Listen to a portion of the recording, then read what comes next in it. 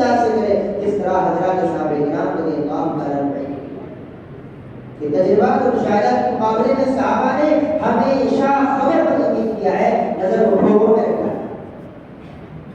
اتنا بڑا معراج کا واقعہ، معراج کا وہ واقعہ واحد ایسا واقعہ ہے پوری نبوت کی تاریخ میں کہ جس میں ابو جہل نے کہا تھا بڑا آسان موقع ملا ہے عبد المطلب کے بیٹے کو ذلیل کرنے کا۔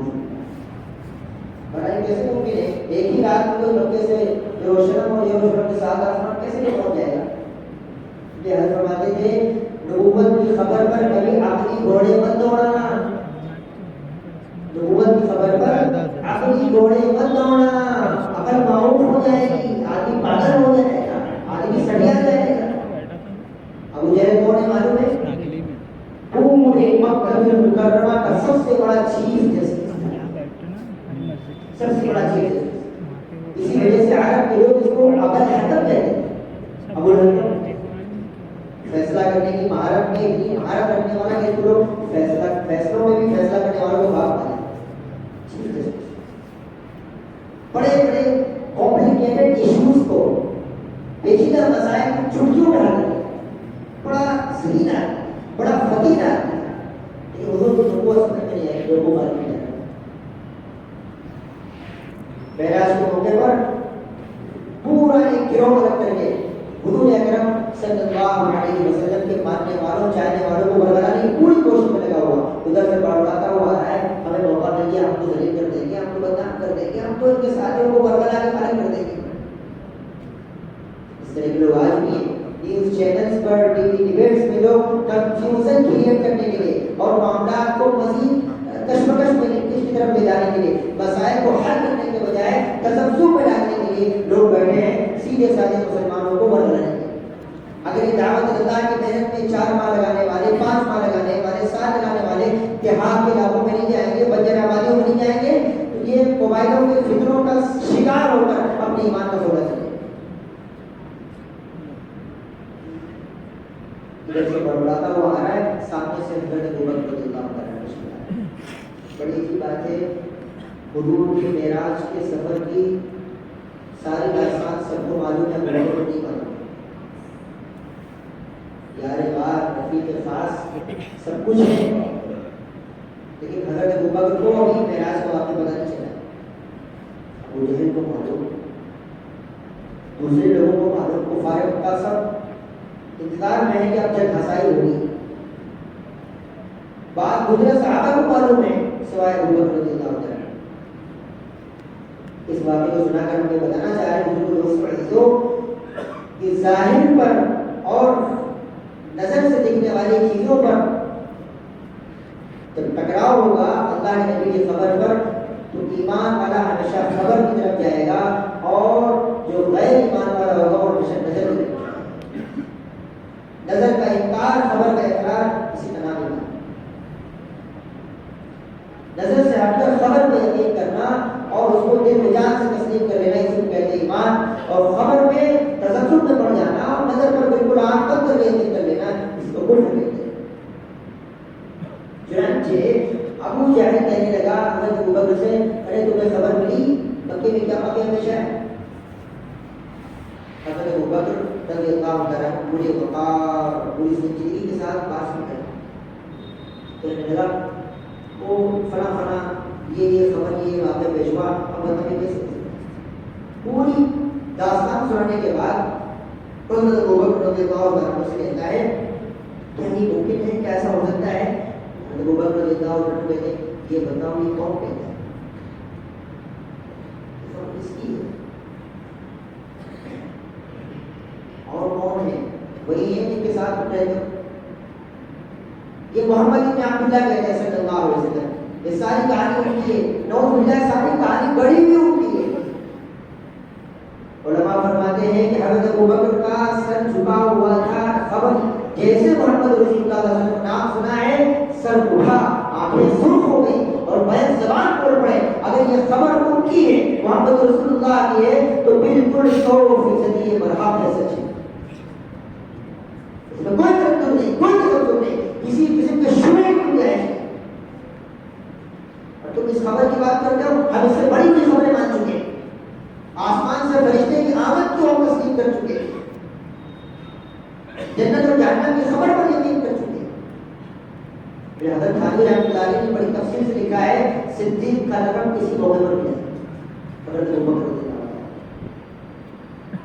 اور یہ بھی لکھا ہے ابو الحکم کو ابو جہل کا لقب کسی موقع پر ملا. جاہلوں کا سردار یا جاہلوں کا جب بھی ہم اللہ کے نبی کی قرآنی خبر حدیث میں کوئی آنے والی خبر آسمان و زمین سے متعلق یا آسمان و زمین کی باہر کی چیز ہو, اگر نبی کی خبر ہے قرآن کی خبر ہے اس کا ٹکراؤ کسی سائنسدان کی سائنس کی ٹیکنالوجی سے ہو رہا ہے, ہمیں ٹھیکانا اس کو ڈالا. اگر کوئی مسلمان کسی سائنس کی خبر کو, سائنس کی تحقیق کو, ٹیکنالوجی کی خبر کو نبی کی خبر پر ترجیح دیتا ہے اس کا اسلام سے ایمان سے کوئی تعلق نہیں, اس کا ایمان مرسل ہو چکا ہے, اس کے پاس کچھ نہیں بچا ہے. فرماتے تھے ساری سائنس کا خلاصہ شرک ہے اور شرک کی مخالفت نبی کی خبر پر یقین. حضرت علی رحمۃ اللہ علیہ ایک ڈگری یونیورسٹی لکھنؤ کی بڑی معروف مشہور یونیورسٹی, وہاں خطاب کیا. سب پروفیسر انٹلیکچوئل بڑے بڑے سائنسی علوم میں باہر رہنے والے لوگ کہنے لگے دیکھو بھائی تم لوگ تو سائنس پڑھتے ہو اور میرا اپنا علمی تجزیہ یہ ہے کہ اس سائنس کو تم صرف سلیبس کے حد تک پڑھو, اس کے آگے اس کے تحقیق میں لگو گے تم مرتے وقت مسلمان نہیں ہو. بھوپال کے اجتماع میں گزشتہ سال حضرت نے فرمایا کہ میں نے سائنس پڑھی نہیں ہے لیکن جو بھی کہہ رہا ہوں اگر پڑھے بالکل صحیح کہہ رہا ہوں. آپ اس کا تجزیہ کر کے دیکھیے سائنس کو جتنا اندر جاؤ گے اتنی زیادہ شرک گہرائی ہوگی. سائنس کا خلاصہ ہی یہی ہے. زلزلے کیسے آتے ہیں, کیا کہتے ہیں سائنس, حالانکہ زلزلوں کے تعلق سے حضور کا فرمان کیا ہے جب زمین کے اندر سنا عام ہوگا زلزلے, زکات پوری ادا نہیں کی جائے گی سیلاب آئے, بھوکمری آئے, قحط آئے گا. خبر یہ کہہ رہی, نبی کی خبر کو یہ کہہ رہی, سائنس کی خبر کو چھوڑ دیں. دوستوں حیات الصحابہ کو طالب علم بن کر کسی کی نگرانی میں پڑھنا ہے, اور حیات الصحابہ میں تیسری چیز کو سب سے پہلے پڑھنا ہے ایمان کی عظمت اور ایمان دلوں میں بٹھانے کا کی جو ہدایات اور اس کا جو ابتدائی مرحلہ ہے. حضرت جی مولانا یوسف صاحب رحمۃ اللہ علیہ بڑی ریزی سے اس کو جمع کیا ہے. ہم پڑھیں گے آیت صحابہ تو ہم کو اپنے ایمان کا شعور محسوس ہوگا, ایمان کا احساس ہمارے اندر جاگ اٹھے گا. پھر جب قرآن پڑھیں گے تو قرآن میں بھی مزہ آئے گا. قرآن میں کہا کہ ایمان والے وہ ہیں کہ جب ان کے سامنے اللہ کا تذکرہ ہوتا ہے تو ان کے دل ڈر جاتے ہیں. جب قرآن کی آیت تلاوت کی جاتی ہے تو ان کا ایمان مزید بڑھ جاتا ہے. انصاف کے ساتھ اگر ایمانوں کو جان کے دیکھیے, ہم روز تلاوت کرتے ہیں کتنا ایمان بڑھتا ہے. ایمان سیکھے بغیر قرآن کے 10 دور کر لیجیے, 50 دور کر لیجیے, پتہ ہی نہیں چلے گا, احساس تک نہیں ہوگا. وعدے اور وعیدوں سے متعلق آیاتیں ہم پڑھتے پڑھتے گزر جائیں گے, ہماری پیشانی پر شکل تک نہیں آئے. حالانکہ حضور اکرم صلی اللہ علیہ وسلم نے فرمایا سورہ اذا السماء انشقت نے, سورہ اذا السماء انفطرت نے ہمیں بوڑھا کر دیا. یہ وہ صورتیں ہیں جن میں اللہ تعالیٰ کی دھمکیاں بیان کی گئی, آخرت کی وعیدیں بیان کی گئی, دنیا میں نافرمانی پر اللہ کی طرف سے آنے والی پکڑ اور اس کے عذاب کو بیان کیا گیا. کہ بندے مومن ایمان کی حالت میں پڑھے گا, ڈر جائے گا, دہل جائے گا, گھبرا جائے گا, دنیا کی محبت سے اپنے آپ کو نکالنے کی فکر میں صبح شام اللہ کے یہاں اپنی پیشانی کو رگڑ رگڑ کر اللہ سے مانگے گا. یہ جو اپنے ایمان کے اندر جلا پیدا کرنے کے لیے, اپنے ایمان کو حرکت میں لانے کے لیے, اپنے ایمان کے اندر تبدیل پیدا کرنے کے لیے کوئی دنیا میں راستہ نہیں سوائے دعوت اللہ.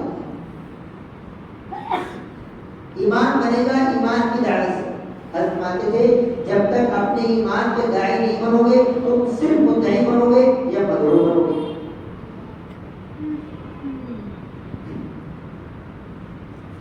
اس لیے ہمیں اپنے ایمان کی دعوت کو لے کر سب سے پہلے اللہ کے بندوں میں ڈھونڈنا ہے.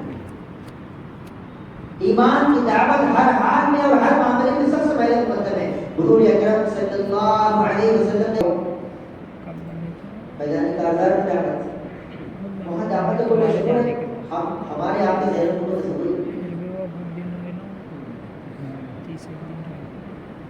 حضور اکرم صلی اللہ علیہ وسلم کی پوری زندگی میں جتنے معرکے ہوئے ہیں میرا خیال ہے سوائے ایک دو کے کوئی معرکہ ایسا نہیں ملتا ہے جس معرکے میں دعوت کو مقدم نہیں. اور تبوک کے موقع پر کوئی تلوار نہیں چلی گئی. علماء بیٹھے ماشاء اللہ.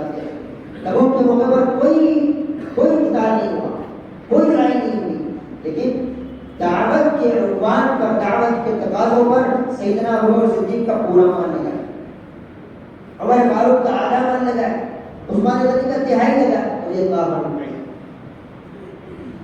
اس لیے فرماتے تھے وَأَنفِقُوا فِي سَبِيلِ اللَّهِ, اس میں صاف صاف مراد ہے دعوت دین کے جتنے راستے ہیں اس میں اپنا مان لگا. وَلَا تُلْقُوا بِأَيْدِيكُمْ إِلَى التَّهْلُكَةِ, شادی بیاہ کی فضول رسمیاں اگر فضول خرچی میں اپنا 10 لاکھ 12 لاکھ لگا کر اپنے آپ کو ہلاکت میں مت ڈالو.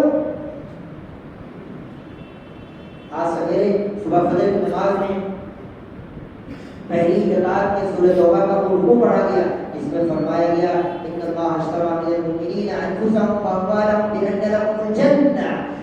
اللہ تعالیٰ نے سودا کر لیا ہے, سودا ہو چکا ہے ہمارے اور اللہ کے بیچ میں. میری جان میری نماز میرا ہے. شیطان نے دھوکہ لگایا ہوا ہے اس دھوکے باز نے جس کے دھوکے سے قرآن کی جگہ جگہ آگاہ دیا گیا ولا یغرنکم باللہ الغرور. یہ سب سے بڑا مکار اس آدمی ہے, سب سے بڑا دھوکے باز ہے. اس غرور کے دھوکے میں مت آ جانا. تو کہے گا تم تو رمضان میں زکات نکال دیتے ہو, تم تو صدقہ خیرات کر دیتے ہو, تم تو نماز بھی پڑھ لیتے ہو, تم تو روزے بھی رکھ لیتے ہو, تم تو فلاں مولانا صاحب کے بعد چھوڑ کر بیٹھ جاتے ہو, تمہیں کیا ضرورت ہے دعوت دین کے تقاضوں پر کام ہو گئے.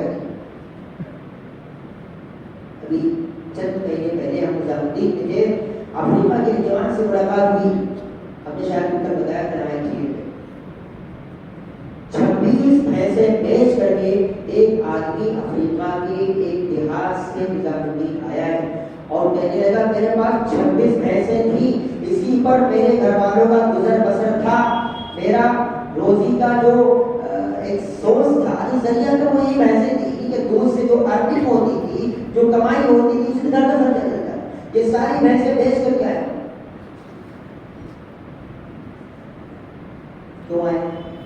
ہم نظام الدین کے اس مرکز کو دیکھنے اور یہاں کی فضا میں اس محنت کو سیکھنے اور دیکھنے آئے ہیں جس محنت نے 250 ملکوں کے اندر ایسا حیرت ناک کام انجام دیا ہے جس سے ساری دنیا کا برکت بھرکایا ہوا ہے, جلسا ہوا ہے, کپایا ہوا ہے. جب تک یہ دعوت کی محنت جاری رہے گی ہم پوری طرح سے مسلمانوں کے قلوب پر حاوی نہیں ہو سکتے. کارگزاریاں بہت ہی بزرگ دوستوں سنانے کے لیے اور ایسی کارگزاریاں سنانے کے لیے ہیں, لیکن پھر بات دراصل یہ ہے کہ کارگزاریاں سن کر کے اگر ہمارے اندر عزائم نہ پیدا ہو, ہمتیں نہ بلند ہو, خروج کا جذبہ نہ پیدا ہو, تو پھر کارگزاریاں بھی صرف ایک ناول کے افسانے کی طرح. جب تک دعوت اللہ کی محنت میں اپنا جان اپنا مال لگانے کا جذبہ ہمارے اندر پیدا نہیں ہوگا, اپنے ایمان کا, اپنے اعمال کا اور اپنے اندر اللہ کے دین کی فکر کا وہ احساس ہم نہیں جگا سکتے جو محمد رسول اللہ صلی اللہ علیہ وسلم کے صحابہ کے اندر. حضرت فرماتے تھے, مولانا صاحب فرماتے تھے جب تک دعوت کے تقاضوں پر نکلنے کے لیے اپنے گھر کی شادی بیاہ نہیں چھوڑو گے, اپنے گھر کے جنازے پڑھ کر فوراً بستر لے کے نہیں نکلو گے, تو میں خود اپنے ایمان کو بدل نہیں کروں. آج تو مطمئن ہے, ہمیں اطمینان لگا ہوا ہے, ایک چلہ لگا چکے ہیں, ایک 4 مہینے لگا چکے ہیں, بیٹھے ہوئے. بزرگوں دوستوں عزیزوں, حضرت رحمۃ اللہ علیہ نے یہ فرمایا تھا کہ جو 4 مہینے لگا لے گا ہمیں امید اللہ کی ذات سے کہ اللہ پاک اس کی مغفرت کر دیں گے, اس کا مطلب یہ نہیں تھا کہ ایک بار لگانے میں اس کا چھوٹی.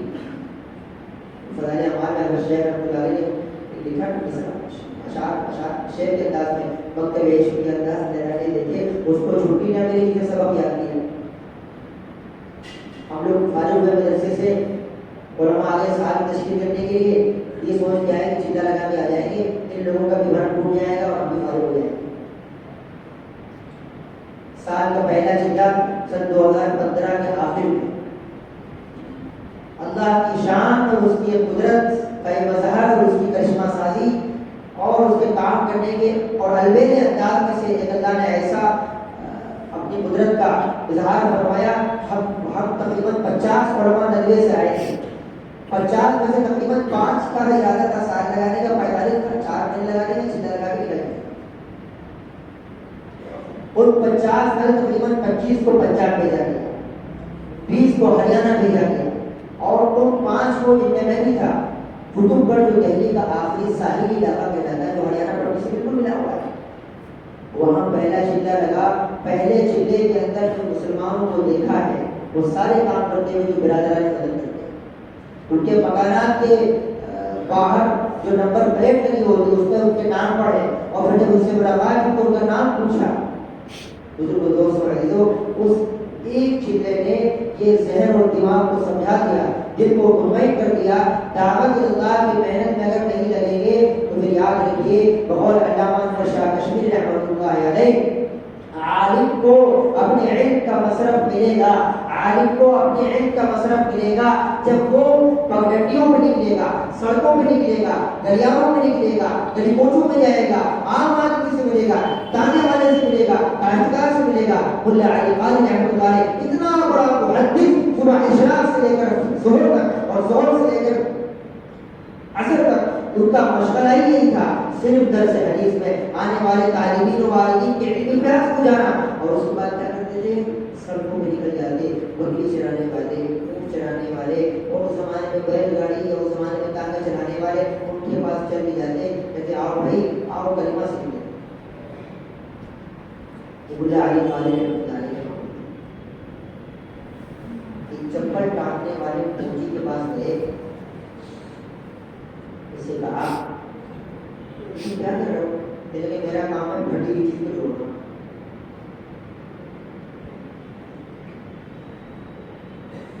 ملا علی قاری رحمۃ اللہ علیہ نے کہا تمہیں پھٹی ہوئی چیز جوڑنا آتا ہے؟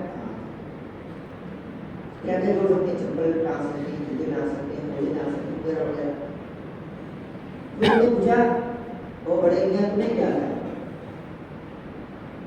کہنے لگے اگر تم ایک بات مجھ سے سن لو سیکھ لو تو مجھے بھی پھٹے ہوئے دل جوڑنا آ جائے، ٹوٹے ہوئے دل مجھے بھی جوڑنا آ جائے، اور اگر تم نہیں سنو گے نہیں سیکھو گے اور میں یوں ہی چلا گیا تو پھر میں تم سے غیر ہو جائے انسان، میں تم سے بھی کم درجے کا انسان۔ اس کو نہیں معلوم تھا اتنا بڑا محدث ہے، اتنا بڑا محدث ہے جس کے بعد علماء دور دراز سے سفر کر کے آئے۔ اس نے کہا بھائی سناؤ۔ ملا علی قاری رحمۃ اللہ علیہ نے سب سے پہلے کلمہ لا الہ الا اللہ محمد رسول اللہ جب گردان پہ ہی تو ایسے بار سمجھتے گردان میں ہوتے تھے، اور میں نے ایک بار پڑھا، 2 بار پڑھا، 3 بار پڑھا، نے کیا کہا ہاں ہمارے پردادا سے ہمارے دادا نے کلمہ سنا تھا اور ان کے انتقال سے پہلے میں نے بھی ان کو پڑھتے ہوئے سنا تھا، اب تو ہمارے کوئی کلمہ نہیں پڑھا۔ نام کیا ہے؟ افضل بھائی، عرفان بھائی، ملا علی قاری رحمۃ اللہ علیہ روزانہ حدیث کا درس دینے کے بعد دوپہر کی گرمی میں پیدل چل کر کے اس موچی کے پاس جاتے اور میں نے لکھا 40 دن لگاتار اس کو کلمہ سکھایا۔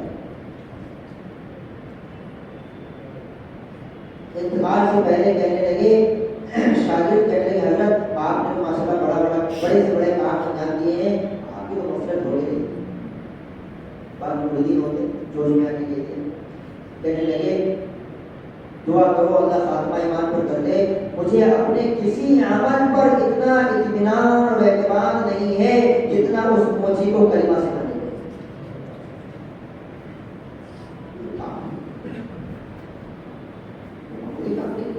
عارف باللہ حضرت مولانا قاری صدیق صاحب رحمۃ اللہ علیہ فرماتے تھے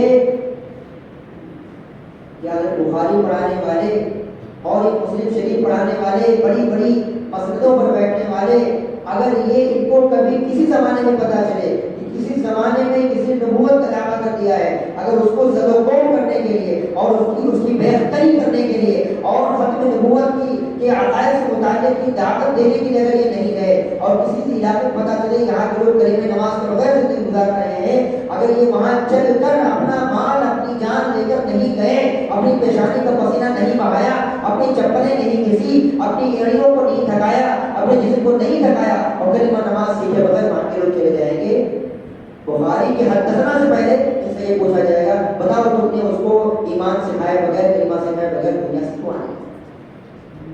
میں نہیں کہہ رہا ہوں علماء بیٹھے مجھے ڈر بھی لگتا ہے یہ سب باتیں کہتے ہوئے، لیکن حضرت مولانا قاری صدیق صاحب ملا نے یہ بات بڑی قوت کے ساتھ اپنے طلباء کو سکھائی۔ یہ بات میں نے مفتی ظہیر الاسلام صاحب سے متعدد مرتبہ پڑھنے والی کی اور ان کے ساتھ شاگرد ہیں۔ اس لیے بزرگ دوستوں عزیزو، دعوت کی محنت میں اپنی جان اور مال کو ایسے لگانا ہے جیسے اغیار چیزوں پہ لگا رہے ہیں اور مسلمان شادی بیاہ میں لگا رہے ہیں۔ جب تک دعوت میں مال نہیں لگائیں گے، جان نہیں لگائیں گے، قسم خدا کی اپنے ایمان کا شعور اپنے اندر محسوس نہیں ہوگا۔ کسی نے پوچھا حضرت ایمان محسوس کیسے ہوگا؟ فرمایا سنت کے خلاف کہیں کوئی کام ہو رہا ہو، تمہیں اس ماحول اس سنت کے خلاف ہوتے ہوئے کام کو لے کر تمہیں اندر بے چینی ہو جائے، تمہیں بے قراری محسوس ہو، تو سمجھ لینا تمہارا ایمان۔ اگر کوئی کھڑا ہو کر پانی پی رہا ہے، کھانا کھا رہا ہے، یہاں تک کہ فرمایا استنجا بیت الخلا کوئی سیدھے پاؤں داخل ہو رہا ہے، مسجد میں کوئی الٹے پاؤں داخل ہو رہا ہے اور تمہیں دیکھ کر تمہیں اندر سے بے چینی نہ ہو، تمہیں اپنے ایمان میں شک کرنا چاہیے۔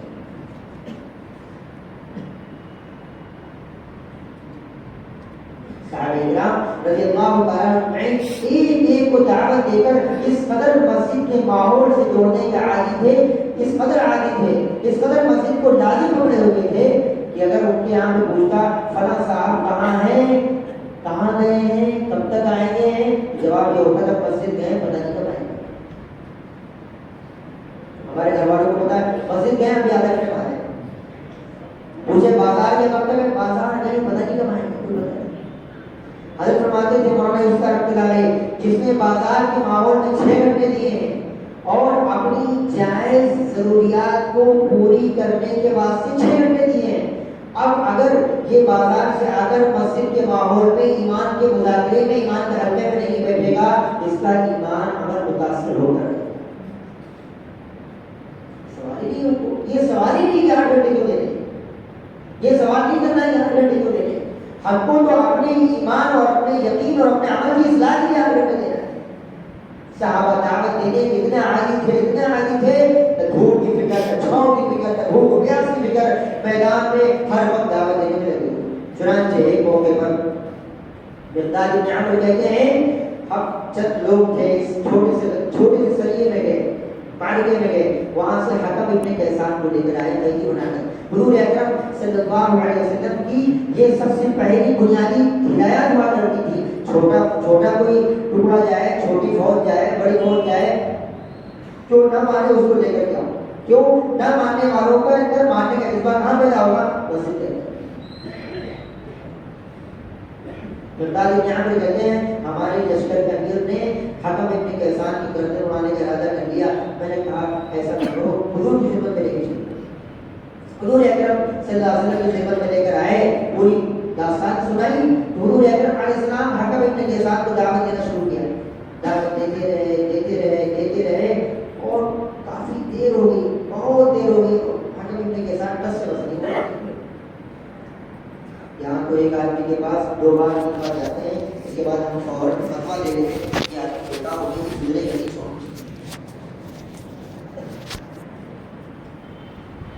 ہمارے یہاں گاؤں دیہات میں ایک جگہ برباد کے لیے گئے، صبح گئے، دوپہر گئے، شام گئے، اگلے دن 3 دن کی جماعت تھی، 3 دن لگا کر گئے، تیسرے دن پھر گزارنے کے لگے، ہمیں مولانا بے شرم ہو گیا یار، یہ بڑا بدتمیز آدمی کاہے سے پیچھے پڑے ہوئے نہیں آئے گا، یہ قسم خدا کی مسجد نہیں آئے گا۔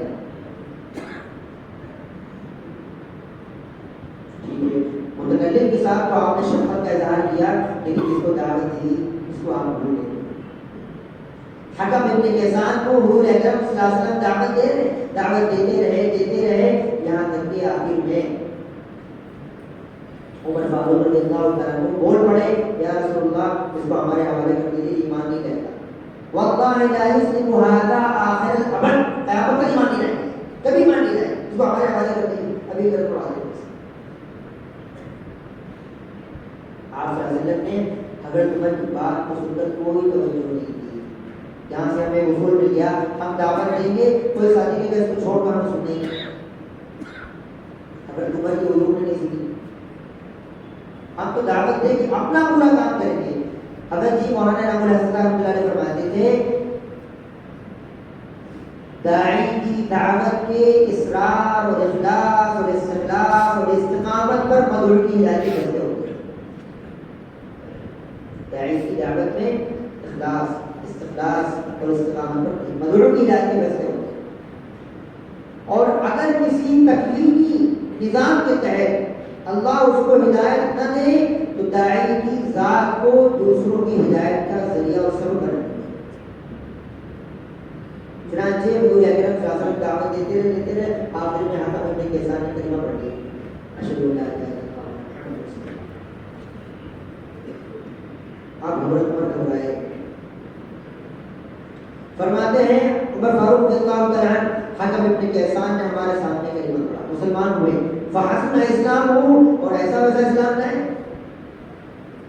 ہم تو ابا دادا کے زمانے سے مسلمان ہیں موروثی مسلمان ہیں. ہم نے اسلام کے لیے تو قربانی نہیں کی تو ہمیں تو اپنے اسلام کا اپنے ایمان کا احساس اور شعور کرنی ہے. اسی لیے قرآن میں کہا گیا سورہ النساء کے اندر یا ایھا الذین آمنوا آمنوا باللہ ورسولہ والکتاب الذی نزل علی رسولہ والکتاب الذی انزل من قبل. ایمان والو تم ایمان لاؤ اللہ کا. کیا مطلب ہے اس کا؟ ایک درجے میں تم ایمان لے آئے ہو تم قانونی مسلمان ہو تم راشن کارڈ اور آدھار کارڈ پر مسلمان تو بن گئے ہو. یہ اقرار باللسان ہے ابھی تصدیق بالقلب نہیں ہے. ابھی ایمان کا تم نے صرف ایمان لانے کا اظہار کیا ہے اپنی تابعداری کا اظہار کیا ہے. ابھی ایمان تمہاری دلوں کی جڑوں میں نہیں پہنچا ہے. آئے کہ چند جہاد کو لوگ حضور کے پاس حضور حجرات میں کہا گیا پورا نقشہ بیان کیا گیا قالت العرب آمنا. آپ صلی اللہ علیہ وسلم سے کہا اللہ پاک نے فرمایا قل لم تؤمنوا ان سے کہہ دو ابھی تم ایمان نہیں لائے ہو. چند چیزیں تم نے مان لی ہیں اس کو ماننا کہتے ہیں ماننے والے کو مسلمان کہتے ہیں. ولما يدخل الايمان في قلوبكم ایمان تمہارے دل کی گہرائی میں اترا نہیں ہے. ایمان تو اترا تھا بلال حبشی کے دل میں مکے کے سنگریزے میں وہ حسینہ جا رہا ہے. آگ کے شعلے ان کے خون و چربی سے گزرے گھسیٹا جا رہا ہے رگڑا جا رہا ہے اور زنجیروں میں جکڑا جا رہا ہے. مارنے والے اور چاقو چلانے والے ہتھیار چلانے والے یا ان کو ایذا پہنچانے والے سختی کرنے والے وہ تھکے جا رہے ہیں اور ان کی زبان سے بس ایک خون میں مست ہیں. بس تم انکار کیے جاؤ انکار پہ عمل کر دو ہماری زبان سے بس یہی نکلے گا احد احد. وہ تو ذات بس ایک ہے ایک ہی ہے جو علیم النذیر ہے جو بے مثال ہے لیکن کمثلہ شیء اس کے جیسا کوئی نہیں ہے. تو لاکھ لاکھ عزا اور بتوں کی عبادت پر عمل کرو. ہم اپنی جان سے ہاتھ دھو بیٹھنے کو تیار ہیں دوبارہ کر لیں گے. ہم ایک لمحے کے لیے اللہ کی بندگی سے محمد رسول اللہ صلی اللہ علیہ وسلم کی غلامی سے ایک لمحے کے لیے قدم ہٹانے کو تیار ہیں. انہوں نے ایمان کے لیے اپنی جانیں پیش کی اپنے مال خرچ کر دیے اپنے آپ کو جوخم میں ڈالا مصیبتوں میں ڈالا ہے تب جا کے ایمان بنا ہے. آج ایمان بنے گا دعوت کے راستوں کی قربانیوں سے دعوت کے راستوں کی مجاہدوں سے دعوت کے راستوں کی اذیت برداشت کرنے سے. جب اذیتیں برداشت کریں گے تکلیفیں اٹھائیں گے خباب بن عرب کی طرح خبیب رضی اللہ تعالیٰ عنہ کی طرح اور تمام صحابہ کرام کی طرح مجھے وہ دوست پڑھیں جو جن کو معیار بنایا ہے ان کے جیسا جب جان مان لگائیں گے انشاءاللہ تو اللہ پاک ہمارے ایمان کو اسی سطح پر پہنچائیں گے اسی معیار تک پہنچائیں گے. اور پھر اللہ تعالیٰ نے جو وعدہ کیا ہے قرآن میں خلافت دیں گے ہم تمہیں اقتدار دیں گے ہم تمہیں دنیا کی باغوں تمہارے قدموں میں لا کر ڈال دیں گے. جس طرح قیصر و کسریٰ کی سلطنتیں ذلیل ہو کر صحابہ کے قدموں میں آئی ہیں آج ساری دنیا کا ماحول مسلمانوں کے خلاف ہے. یہ صرف یہ قدموں میں آنے کے لیے حضرت جی فرماتے تھے جب تک دعوت کی محنت کے ذریعے ایمان اور اسلام دلوں میں نہیں آئے گا ملک تمہارے ہوں گے نظام ان کا ہوگا. ملک تمہارے ہوں گے نظام ان کا ہوگا کلچر ان کا ہوگا. اور جب تمہارے اندر ایمان کی محنت ہوگی ایمان اور اسلام حرکت میں ہوگا آپ اپنے دین کو لے کر فکر مند ہوں گے تو پھر یاد رکھیے ملک ان کے ہوں گے نظام تمہارا ہوگا. بزرگوں دوستوں آج ضرورت اس بات کی ہے کہ ہم سب عزائم کریں ارادے کریں. وہ صحابہ کی اولادیں جو آج عرب ملکوں سے سفر کر کے افریقہ کے علاقوں میں اور یورپ کے ملکوں میں جا بسی ہیں، جو تجارتی اغراض سے گئی تھی وہیں کے وہیں رہ گئے، آج ان کی ایک بڑی تعداد ایمان سے غافل ہو کر مرتد ہو چکی، انہیں واپس کون لائے گا؟ ابھی مفتی یعقوب صاحب اور مفتی رئیس صاحب انہوں نے 2 کارگزاریاں اتنی دل دہلا دینے والے سنائی ہیں، ہم کو بتاتے ہوئے گھبرا جاتے ہیں۔ وہ خاندان اور وہ افراد جن کی 8 نسلوں کے بعد اہل بیت شروع ہو جاتے ہیں، جن کی نویں نسل میں اہل بیت کے اصحاب مل جاتے ہیں، ان کی نویں نسل کے پوتے، ان کا پورا خاندان اردن کے اندر، لبنان کے اندر پورا کا پورا خاندان اس علی کو ہم تو خوش ہیں ماشاءاللہ، گولا کی مرکز میں 200 لوگ آ گئے، کتنے میں خوش ہیں؟ ارے 2000 جا چکے ہیں، اس پر کیوں نہیں ہوتے؟ وہ صحابہ بل خدا نخواستہ ان سے ہمارا آمنا سامنا ہوگا، وہ اگر پوچھ بیٹھے ہیں کہ ہم نے تم تک جانے پہنچانے کے لیے ہم نے اپنی جائیداد و جان کی مال کی پرواہ نہیں کی، جب میری نسلیں مرتد ہو رہی تم کہاں تھے؟ تم تو ایک دکان سے دوسری دکان کے چکر میں تھے، ایک دکان سے دوسرے مکان کے چکر میں تھے، ایک فلیٹ اور پلاٹ سے دوسرے فلیٹ اور پلاٹ کے چکر میں تھے۔ بزرگ دوستوں عزیزوں، سوائے رسوائی کے، سوائے ذلت کے اور حضور اکرم صلی اللہ علیہ وسلم کے حوض کوثر پر بے رخی کے اور کچھ نہیں ملے گا۔ روایت میں آتا ہے حوض کوثر کے قریب چند لوگ پڑھ رہے ہوں گے، فرشتوں کو بکریوں کی طرح ہٹا رہے ہوں گے جہنم کی طرف، حضور پوچھیں گے یہ تو میرے امتی کو کہاں لے جا رہے ہو؟ فرشتے کہیں گے یا رسول اللہ آپ کو نہیں معلوم آپ کے جانے کے بعد انہوں نے آپ کے دین کے ساتھ کتنا ناروا سلوک کیا ہے، آپ کے دین کا کتنا کھلا ہوا مذاق کیا ہے، آج مسلمانوں کی شادیاں نہیں کی ہے، مسلمانوں کی تجارت کی معاملات نہیں کی ہے۔ یہ تجارت اور معاملات کا دین جب تک زندہ نہیں ہوگا، جب تک دعوت کی محنت میں اپنی جان، اپنا مال، اپنا وقت نہیں لگائیں گے۔ دعوت کی محنت سے ایمان بڑھے گا، ایمان بڑھے گا، بڑھتا ہوا ایمان اعمال پر کھڑا کرے گا، اور اللہ کے وعدے احکام کے ساتھ ہے، احکام ایمان کے ساتھ ہے، ایمان بنے گا، احکام پورے ہوں گے، احکام پورے ہوں گے، پورا دین پورے شعبوں میں زندہ ہوگا، جو اللہ کی طرف سے نصرت کا مدد کا وعدہ ہے وہ وعدہ پورا ہوگا۔ اب اس کے لیے آپ حضرات عزائم کریں، نیت کریں، ارادے کریں، ہم سب اپنے وقت کو فارغ کریے۔ وہ ہمارے بھائی جن کا 3 بار 4 مہینے لگ چکا ہے، وہ سب نیت کریں، عزائم کریں، کھڑے ہو کر کے اپنی جان و مال لے کر کھلے خرچے کے ساتھ جو خرچہ شادی بیاہ میں ہم لگاتے ہیں وہ بچا بچا کے ہم لے کے جائیں گے، اور مغربی ممالک میں اور ایشیائی ممالک میں، عرب ممالک میں جائیں گے، اللہ کے دین کا کلام، اللہ کے دین کا نام بلند کریں گے۔ دعوت کی محنت کے اس تقاضے سے ہم محمد رسول اللہ صلی اللہ علیہ وسلم کی آنکھوں کو